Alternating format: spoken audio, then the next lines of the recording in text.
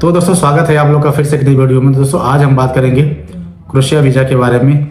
जो लोग Croatia visa और वर्क परमिट पे आना चाहते हैं उनके बारे में आज बात करेंगे कि यहाँ पे अगर आप आते हो तो आपको क्या क्या सुविधाएं मिलने वाली हो और अभी के जो अपडेट है।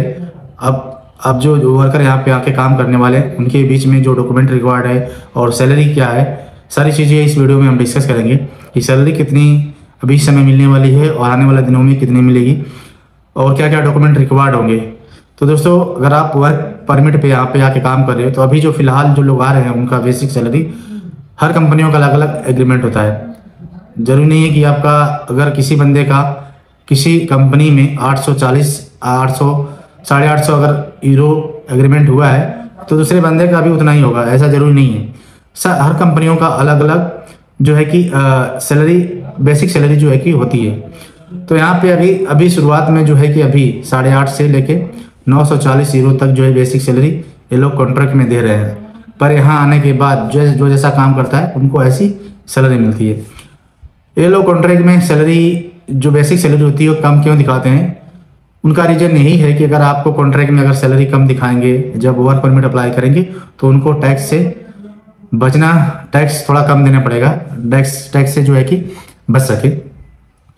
अगर आपको कॉन्ट्रैक्ट किसी कंपनी ने दिया उसमें 600 650 700 यूरो 750 यूरो अगर आपका कॉन्ट्रैक्ट में लिखा हुआ है कि आपको सैलरी मिलेगा तो जरूरी नहीं कि आपको उतना ही सैलरी मिलेगा। अगर आपने उसको कॉन्ट्रैक्ट उसने दिया है आपको तो उसमें जरूर गवर्नमेंट को टैक्स बचाने के लिए ऐसा किया है।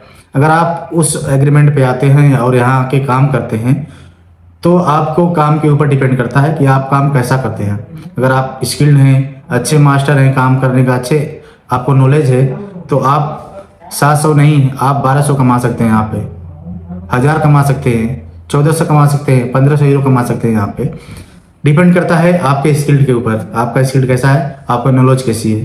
अगर आपके नॉलेज आपको ज़्यादा है, एक्सपीरियंस ज़्यादा है, अगर जो कंपनी वालों जो काम बताते हैं आपको उस काम को अगर आप अच्छे तरीके से कर रहे हैं बिना रुकावट के, बिना किसी को पूछे, बिना किसी को परेशान किए, अगर आप आसानी से काम कर ले रहे हैं, आपने प्लानिंग समझ लिया कि हमें ये काम इस तरीके से करना है और उस तरीके से आपने काम कर दिया तो कंपनी को लगेगा कि बंदा मास्टर है काम का, तो आपको बेहतर सैलरी मिलने वाली है। यहाँ पे हमारे साथ जो लोग यहाँ पे काम करते हैं हर बंदे का अलग अलग सैलरी है, जो जैसा काम करता है उसको ऐसी सैलरी मिलती है। अगर आप स्किल्ड हैं तो आपको सैलरी अलग मिलेगी, अगर आप काम नहीं करते हैं, काम आपको पता नहीं है तो आपको कम सैलरी मिलने वाली है। इतना याद रखिए।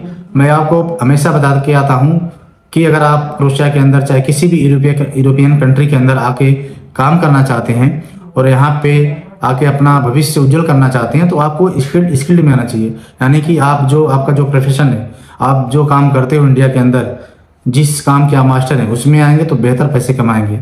विदाउट स्किल के जो बंदे आते हैं वो पैसे नहीं कमा पाते हैं। तो दोस्तों यदि बंदे को कोई काम मिलता है, अगर उस बंदे को अगर हार्ड काम लगता है कि बंदा सोचता है कि मैंने कभी काम नहीं किया और नहीं कर पाऊंगा, तो ऐसे लोग को कंपनी पसंद नहीं करती। कंपनी बोली कि भैया तू 1 महीने 2 महीने 4 महीने काम कर ले, उसके बाद तू अपना व्यवस्था देख ले, क्योंकि तुमको हम नहीं रख सकते हैं, क्योंकि तुम्हारे पास स्किल नहीं है, तुम हमारे कंपनी के लायक नहीं हो।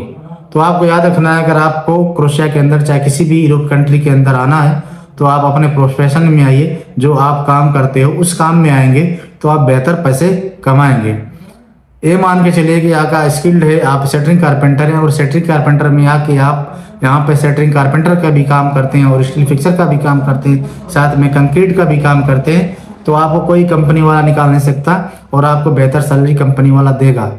उसको देना पड़ेगा आपको सैलरी, क्योंकि उसे नीड है, उसे आवश्यकता है, आपको उसको ज़रूरत है, इसलिए वो सैलरी पे करेगा। जो बंदा काम यहाँ पे नहीं करता है, अनस्किल्ड लोग हैं, उन लोगों को कंपनी को जरूरत नहीं रहती है।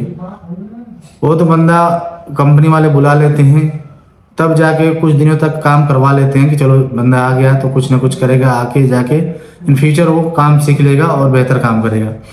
पर यहाँ पे वैसा नहीं होता है। लोग अगर हार्ड काम मिल गया है तो लोग कंपनी छोड़ भी देते हैं, लोग 50 पैसे के लिए कंपनियां छोड़ देते हैं यहाँ पे।